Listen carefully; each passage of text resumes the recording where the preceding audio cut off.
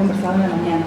La pregunta es, en general, yo diría, bueno, para las dos ponencias históricas, y es sobre la importancia del tránsito a la República para la redefinición del racismo en nuestros países, porque creo que hay que tener cuidado con la manera en la que se usa la herencia colonial, sobre todo cuando hacemos una lectura del discurso republicano sobre las razas, porque hay evidencia de varios años sobre, de los 80, cuando esto empieza a aparecer con mucha claridad sobre cómo el momento de fundación de la República significa un momento de negociación ideológica con el liberalismo y de como reinvención de las élites nacionales, obviamente con el trasfondo colonial, pero a veces el decir que esto es todo herencia colonial libera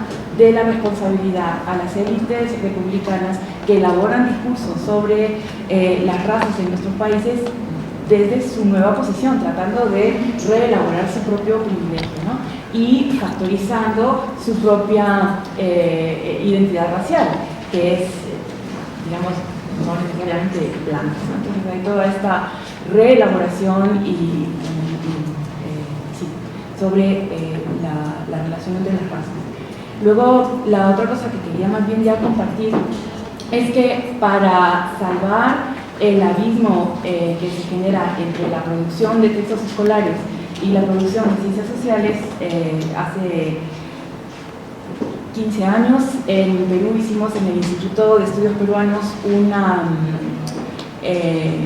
una campaña para cerrar esa brecha, y lo que hicimos fue hacer un proyecto de entrenamiento a maestros de ciencias sociales y a estudiantes de educación en todo el país. Atendimos, al final fueron como 2.000 maestros que asistían en sus lugares, lo hicimos en 10 ciudades del país, por 2 días enteros a jornadas, a escuchar en la mañana a 4 investigadores. Los investigadores tenían el compromiso de escribir 8 páginas resumiendo una ponencia de 45 minutos, y luego por la tarde teníamos facilitadoras pedagógicas que ayudaban a los profesores a convertirlo de la mañana en materiales para el aula. Y fue una experiencia muy exitosa, y yo creo que jalando pláticas de por aquí y de por allá es reproducible, porque todos los profesores universitarios e investigadores con los que consultamos para ver si querían ser parte de esto, lo hicieron absolutamente encantados, ¿no? Y se sumaron a la tarea, y fue pues una iniciativa de la sociedad civil, pero que fue muy bien recibida. Lo más difícil fue conseguir los permisos en las direcciones regionales para que liberaran a los maestros en viernes, porque lo hacíamos viernes y sábado, pero los maestros estaban ahí, ¿no? Todo el día. Esa era una cosa que quería compartir, y ya la otra semana. Digamos que sigue siendo, digamos, un reto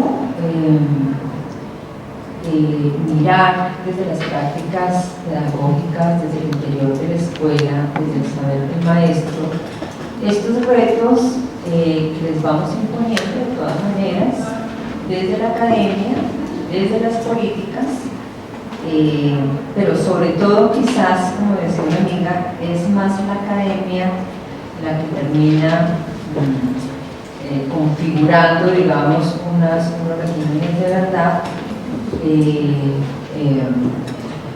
ampliando, digamos, unas márgenes de ejercicio de poder muy fuertes sobre el pensamiento del maestro y sobre la cotidianidad de la escuela.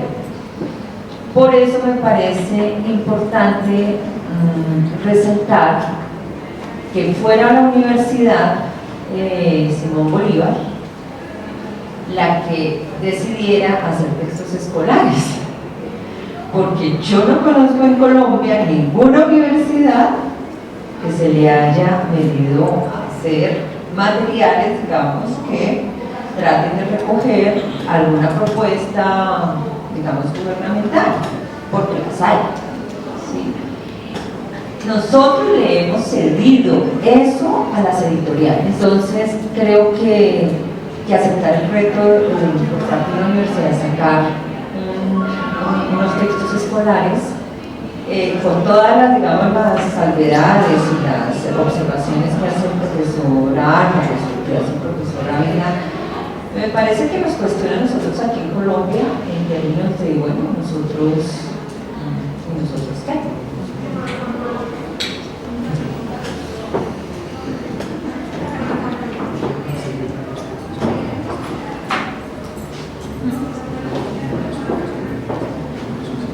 Yo voy a estar simplemente de acuerdo que va como en el mismo sentido de Alejandro. A mí también me quedó un poco la inquietud con tu ponencia y quizás también pensando un poco en la ponencia que hiciste ayer. Ayer hablábamos como del desdibujamiento de las perspectivas nacionalistas en la educación y para mí pues de alguna manera eso queda bastante claro con tu ponencia y con esta propuesta.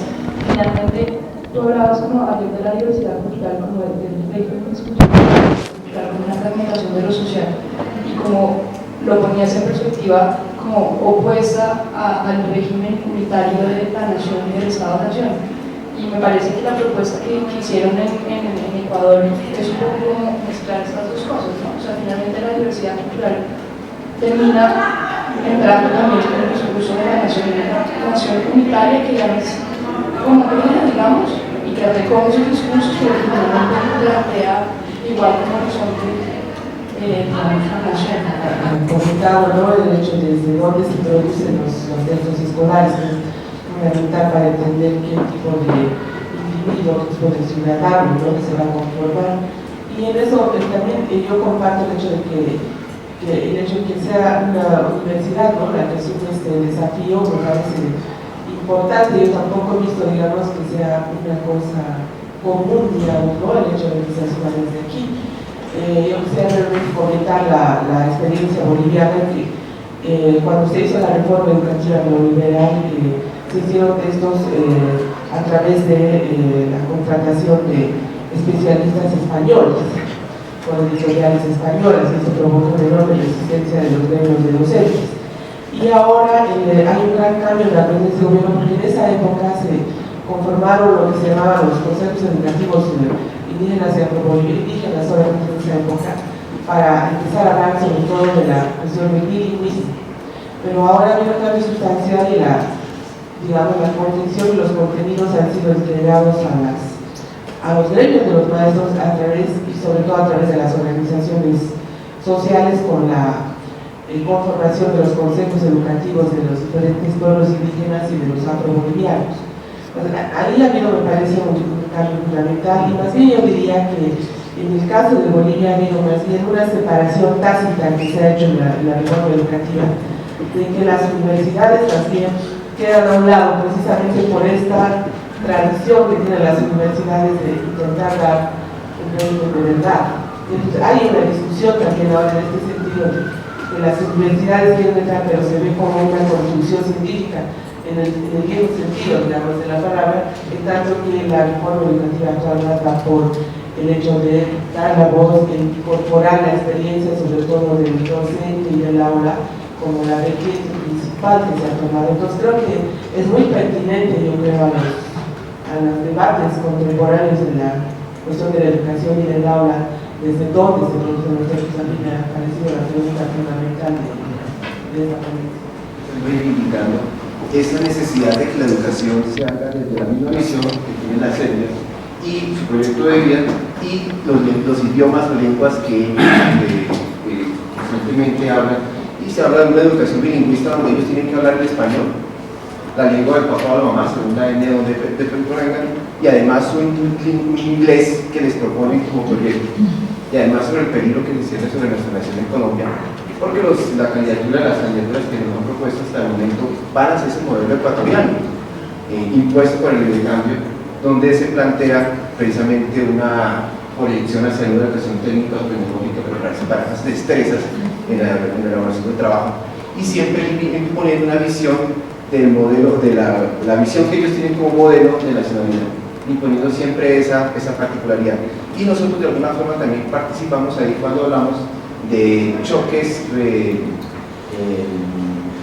del racismo, cuando lo que hay es un choque de culturas y el desconocimiento del otro, de las identidades, de las características e identidades del otro, en ese desconocimiento que queremos pretender o pretendemos que haya un solo modelo nacional y que se imponga desde la educación, ya sea de derecha o de izquierda. Siempre tratamos de imponer en la experiencia de Bogotá y en la experiencia de Antioquia siempre ha sido este tipo de modelo. Y siempre aparecen los que pretenden que ese es el modelo que todos debemos seguir. ¿Sí? Y eso se ve tanto en los textos, en las políticas y en las realidades que vemos los profesores en la ¿Y lo del suicidio? ¿Y lo del suicidio? Lo del suicidio es porque ellos tienen un choque, porque como llegó esta televisión, ellos tienen que aprender esos idiomas, además, esa educación, además como una técnica para los profesores que los metían con juego, con regla, unos métodos muy antiguos que nosotros quizá no veíamos y que ya sí se ven. Y en esa televisión y los modelos que ellos cuando llegan al pueblo encuentran esos modelos de ropa, de cara, en fin, y tienen ese choque con las niñas que prefieren a los colonos, a ellos mismos, y ellos tienen que enfrentarse a esa realidad y muchas veces no tienen las posibilidades para poder acceder a ello, y es cuando se enseña ese tipo de cosas. Y la educación lo que hace es aumentar ese tipo de poder.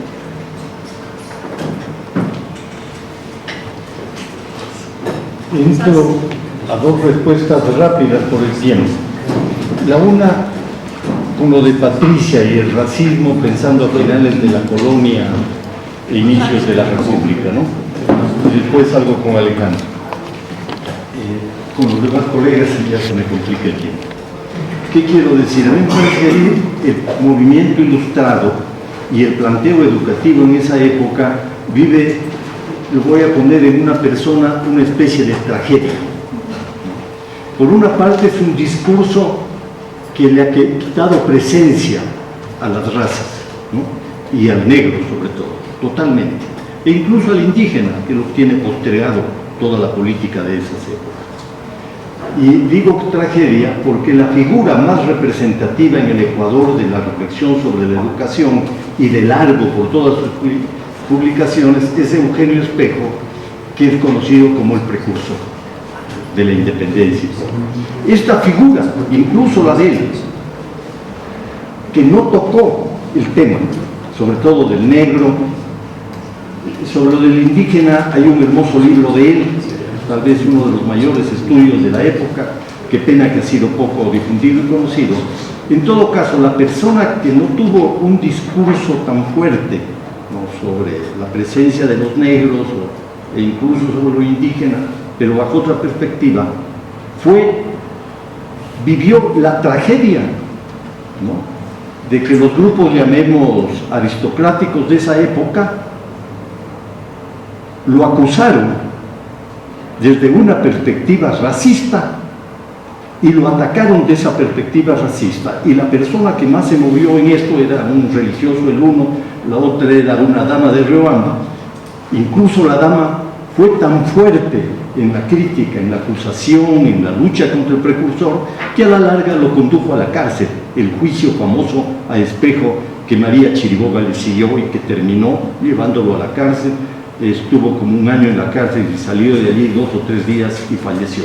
Estaba ya totalmente enfermo, las condiciones de las cárceles de ese entonces. Entonces yo diría que la tragedia es que el discurso ilustrado tapó estas realidades, no las examinó a fondo, salvo excepciones, pero al mismo tiempo esos ilustrados fueron víctimas del silencio cómplice que realizaron. Por allí iría un poco la respuesta. Después, como reacción a lo de Alejandro, me parece que en los discursos de ayer y de ahora ha sido fuerte la idea de que élites hegemónicas han sabido utilizar lo nacional, ¿no?, y que se ha convertido más bien en una ideología, etcétera, que los textos claves de lo nacional, diríamos hoy en día, nos han hecho más mal que bien. Yo no quiero negar el sentido ideológico, las fallas del discurso nacional, que sin duda las hay, todo el discurso, por ejemplo, entre Chile y Perú, de enfrentamiento, o entre Perú y Ecuador, etcétera, y con Colombia al inicio de la República, eso fue traumático, eso no quiero negar, pero me da temor que así como hace unas 2 o 3 décadas nos dimos cuenta que una historia poblada de héroes, de precursores, etcétera, no era tan equilibrada, que se había desconocido al pueblo que participó en alguna forma en eso, y que lo único que enaltecíamos éramos a Bolívar, a Sucre, a los grandes héroes, a Eugenio Perú, en el caso ecuatoriano. Era una historia perversa que solo se fijaba en las grandes cumbres y no hablaba de los movimientos sociales, económicos, políticos de esa época, para solo hablar de una especie de santo laico que había producido la gesta independentista. Mi temor es que, sin desconocer esa crítica, y que creo que es correcta y hay que hacerla, recordemos que son nuestros próceres, que estuvieron en movimiento, sin lugar a dudas. Y lo mismo aplicaría entonces a lo de Alejandro, ¿no? El movimiento del magisterio, ¿no? Por más críticas que podamos hacer a la educación de baja calidad que está produciéndose en todos nuestros países, hay encuestas, hay investigaciones que dicen que todo anda mal, pero ese magisterio o esos héroes tienen una serie de contenidos positivos que hay que descubrir, o terminamos en un discurso de crítica, de denuncia, que no es capaz de presentar los aspectos positivos, ya sea de los grupos sociales, ya sea del magisterio o de una universidad o lo que sea. Una hipercrítica que destruye la valoración de nosotros mismos. Y con esto remato. He tratado de mostrarles que los lazos de vecindad en nuestros países son claves de desarrollar. Nos pueden dar una gran riqueza en el manejo de la educación en el país. En la medida en que olvidamos los lazos de vecindad y toda la fuerza que tiene para la vida nuestra, los lazos de vecindad, y nos quedamos en los lazos de ciudadanía como el gran proyecto histórico del pasado y ahora también los proyectos políticos de ahora. Sin esas raíces se pueden volver muy endebles y caerse. Ayer, ya sea cuando la colega hablaba del caso de Venezuela, del modelo de Chávez, o cuando esa hermosa época de Salazar Bondi, que tuve la suerte de estar con él, etcétera, esos hermosos proyectos, o incluso ahora el hermoso proyecto que nos ha contado Enrique. Y al rato me pregunto, ¿por qué los proyectos educativos del 20, algunos maravillosos, plausibles, etcétera, por qué duran tan poco? A raíz del fallecimiento de Salazar Bondi, eso se fue desplomando, aunque han quedado cosas positivas, según Patricia nos contaba. Bueno, el modelo venezolano de educación, con tantos recursos, con tanta plata que tuvo Chávez, etcétera, etcétera, la primera pequeña generación que salió de ese modelo en este momento está en las calles contra el sistema que había tratado de aplaudir Chávez. El modelo hermoso este de la cívica y todo, el mismo ministro, etcétera, etcétera, lo echó a pique y lo ha detenido. Eso no me logro explicar por qué nuestros modelos educativos tienen tan poca vida, tan poco peso, se caen incluso los mejores. El debate es que no podemos pensar los nacionalismos o el debate de nacionalismos y de educación en abstracto. Porque la pregunta es concreta, ¿por qué están pasando las cosas que pasan en nuestros países? O sea, yo sí me sigo preguntando por qué aquí en Bogotá hay gente que la pasa tan mal por ser afrocolombiano, o por tener un tipo de cabello, o por hablar un castellano de segunda lengua. Y quiero insistir en algo, y es que a propósito del tema de los manuales escolares, que es solamente una parte del asunto, es solo una parte del asunto, pero lo que nosotros hemos encontrado es que los maestros de la generación de los 80 están anclados en los manuales escolares. El tema es que los discursos y las producciones sobre el debate de la raza que vinieron posteriormente no transitaron a los manuales escolares. Es decir, por supuesto, la historiografía ha mostrado que hubo un momento muy importante de debate sobre la raza que tuvo que ver con esa postura de republicanos, incluso muy adelante todo el discurso de la violencia. Pero lo que nosotros hemos encontrado en los textos escolares de ciencias sociales es que el peso lo tiene el discurso colonial. Y eso es una pregunta muy interesante a propósito de otra que yo tengo hace unos años, y es ese esguince de querer hablar de la diversidad en las cátedras de ética, pero no terminar de resolver la batalla en los cursos de historia, a mí me parece que tiene que ver con esta tradición. Es decir, es más fácil encontrar en la unidad última de los textos de ciencias sociales denominada diversidad, convivencia, tolerancia, la referencia a lo indígena y a lo negro, pero en el grueso de los textos de historia, no. Y para mí eso tiene que ver con un acto clarísimo de racismo sistémico. Y yo creo que las cosas sí hay que llamarlas por su nombre, porque además estas son categorías que se han construido con algunos maestros y líderes. Quiero darles dos datos históricos. La intelectualidad indígena de la década de los 70 y la intelectualidad negra de los años 70 en cabeza de Zapata Olivella tenían tan claro esto que en el Congreso de las Américas Zapata Olivella pidió frente al presidente de Senegal y a otros mandatarios africanos que en América hubiera una cátedra en las escuelas para enseñar la historia y la cultura africana para evitar la burla y la discriminación. 1978.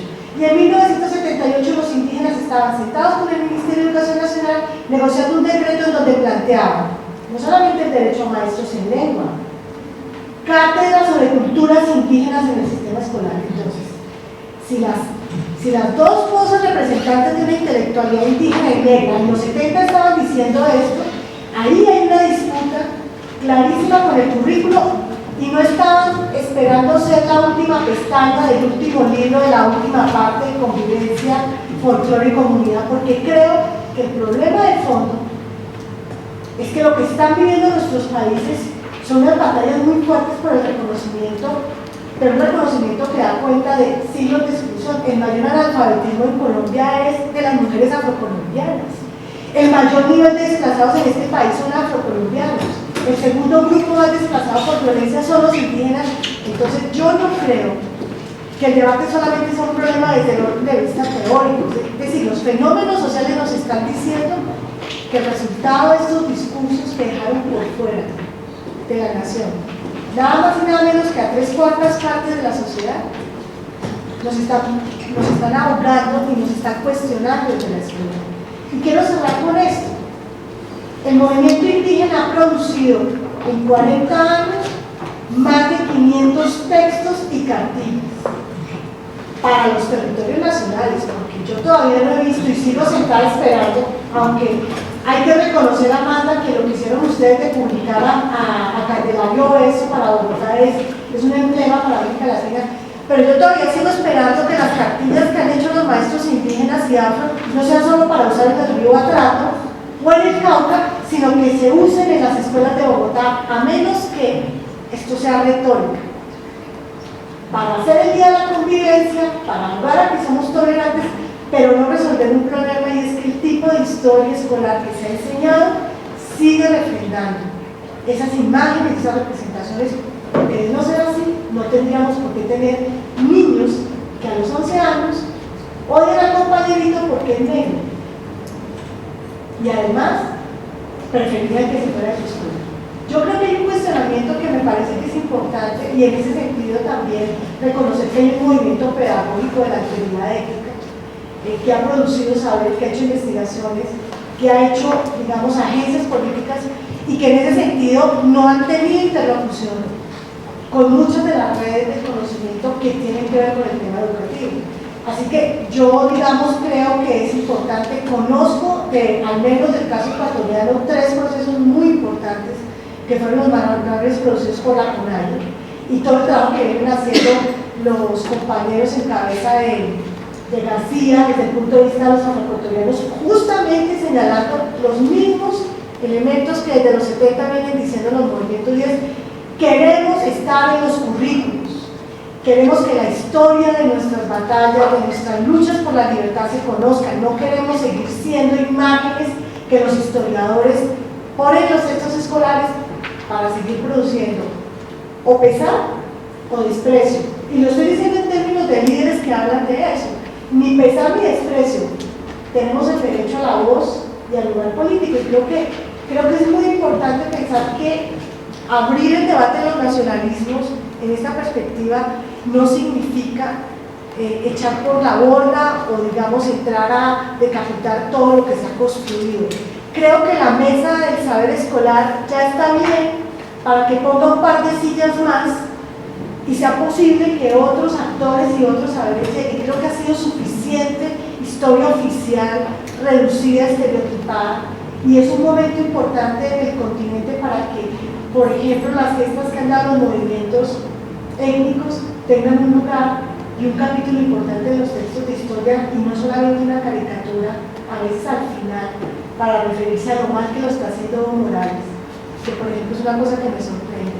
El primer presidente indígena que ha tenido América Latina, y en general, lo comentábamos con colegas mexicanos, el acontecimiento, digamos, no ha recibido un tratamiento muy justo en términos de imagen y de lenguaje.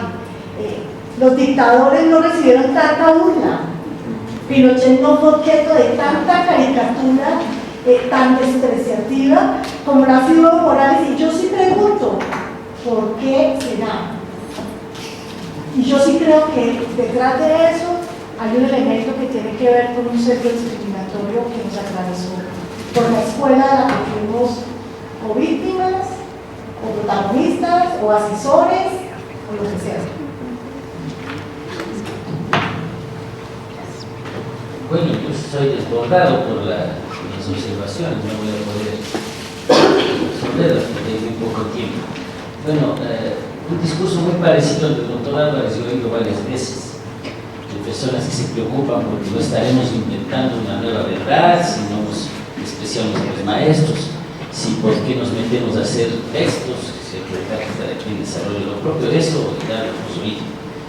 Bueno, ante esto yo quiero decirles varias cosas. Primero, cuando a una institución académica le encargan que ayude a hacer el currículum y lo hace, primero es una oportunidad para los académicos para hacer algo distinto, de repetirnos, vernos las caras en reuniones como estas entre 30 personas, sabiendo que lo que escribimos no sirve sino para que se salgan las revistas y no tengan ningún impacto. Porque por desgracia, en todos nuestros países, al menos hasta hace poco, lo que los académicos producían tenía poco que ver con lo que las editoriales publicaban en los manuales. Nosotros resolvimos tomar el toro por los cuernos y dijimos, ustedes quieren que ayudemos en el currículum, perfecto, siempre que sea en consulta con los profesores, cosa que el ministerio no hacía. En segundo lugar, ustedes quieren capacitación, sí, nosotros hacemos capacitación. Nosotros hemos capacitado 20.000 maestros ecuatorianos. Más o menos un esquema parecido que Patricia lo planteaba. Y tercero, los maestros nos exigen textos escolares. Bueno, asumimos la tarea de hacer los textos, sabiendo que tienen limitaciones, que tienen los problemas que todos conocemos y no estamos inventando nada nuevo. Pero al hacer los textos no se trata de imponer nuevas verdades, pero sí de poner nuevos escenarios, de poner nuevas realidades.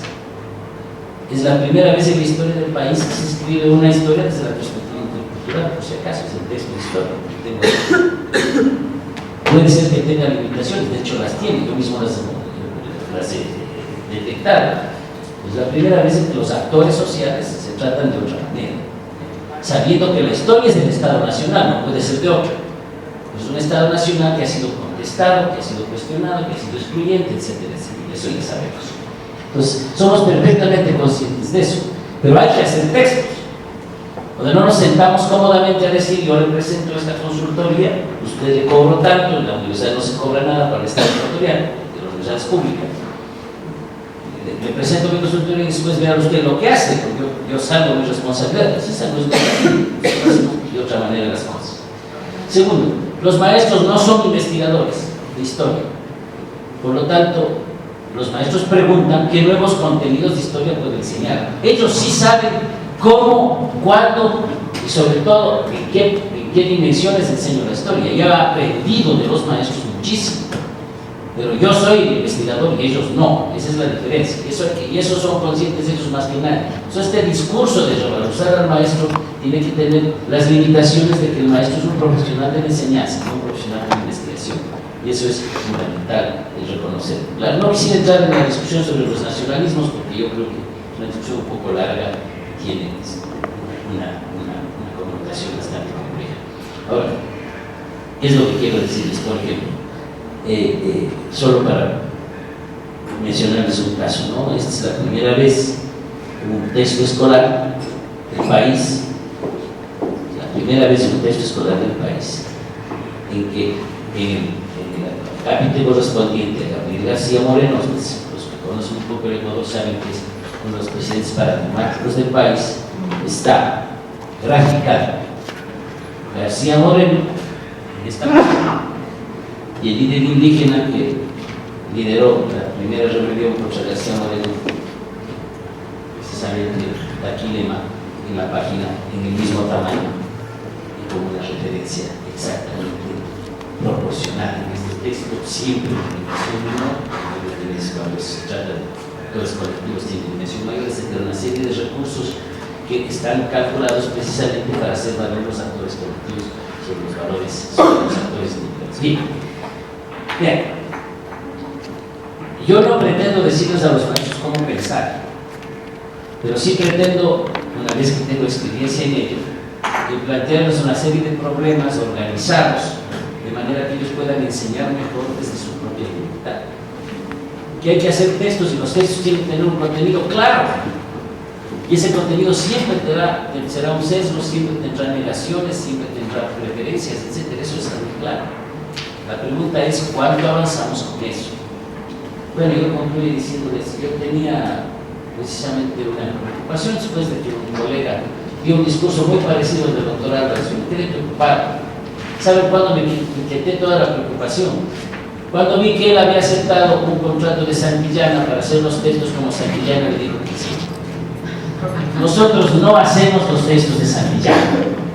Yo tengo cierto prestigio en mi país. Me han ofrecido mucha plata las empresas españolas y colombianas para hacer textos. Yo he escrito los textos de historia que son gratuitos para el país, porque escribo lo que yo creo conveniente.